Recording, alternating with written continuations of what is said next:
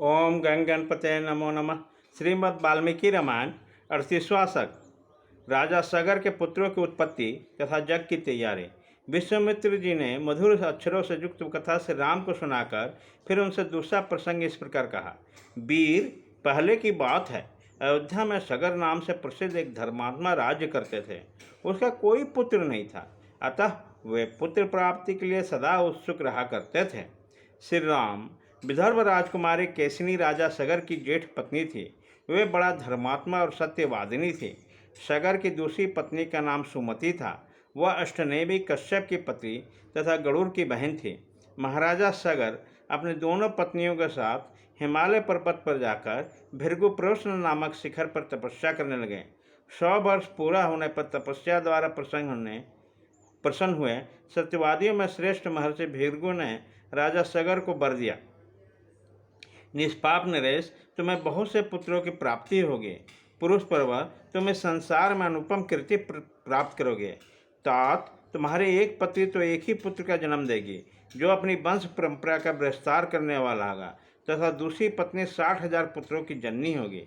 महात्मा भृगु जब इस प्रकार कह रहे थे, उसी समय दोनों राजकुमारियों ने प्रसन्न होकर स्वयं में अत्यंत आनंदित हो दोनों हाथ जोड़कर पूछे, ब्राह्मण, किस रानी के एक पुत्र होगा और कौन बहुत से पुत्रों की जननी होगी? हम दोनों यह सुनना चाहते हैं। आपकी यह वाणी सत्य हो। उन दोनों की यह बात सुनकर परम धर्मात्मा भृगु ने उत्तम वाणी से कहा, देवियों, तुम लोग यहाँ अपनी इच्छा प्रकट करो।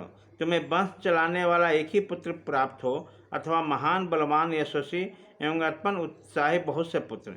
इन दो वरों में से किस वर की कौन सी रानी ग्रहण करना चाहती है? रघुकुल नंदन श्री राम मुनि के वचन सुनकर केसरी के राजा सगर के समीप वंश चलाने वाले एक ही पुत्र का वर ग्रहण किया। तब गरुड़ की भान सुमति ने महान उत्साही और यशस्वी 60,000 पुत्रों का जन्म देकर वर प्राप्त किया। तदंतर रानियों सहित राजा सगर ने महर्षि की परिक्रमा करके उनके चरणों में मस्तक झुकाया और नगर को प्रस्थान किया। कुछ काल के व्यतीत होने पर रानी केशिनी ने सगर की ओर से असमंजस पुत्र को जन्म दिया। पुरुष सिंह छोटी रानी सुमति ने तुम्बी का आकार का एक गर्भपिंड उत्पन्न हुआ। उसके फोड़ने से 60,000 बालक निकले।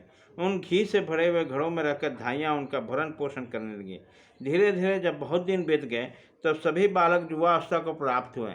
इस प्रकार दीर्घ काल के पश्चात राजा सगर के रूप और युवावस्था से सुशोभित होने वाले 60,000 पुत्र तैयार हो गए। नरश्रेष्ठ रघुनंदन सगर का जेठ पुत्र असमंजस नगर के बालकों को पकड़कर शरीर को जल में फेंक देता और जब वो डूबने लगते तब उनकी ओर देखकर हंसा करता।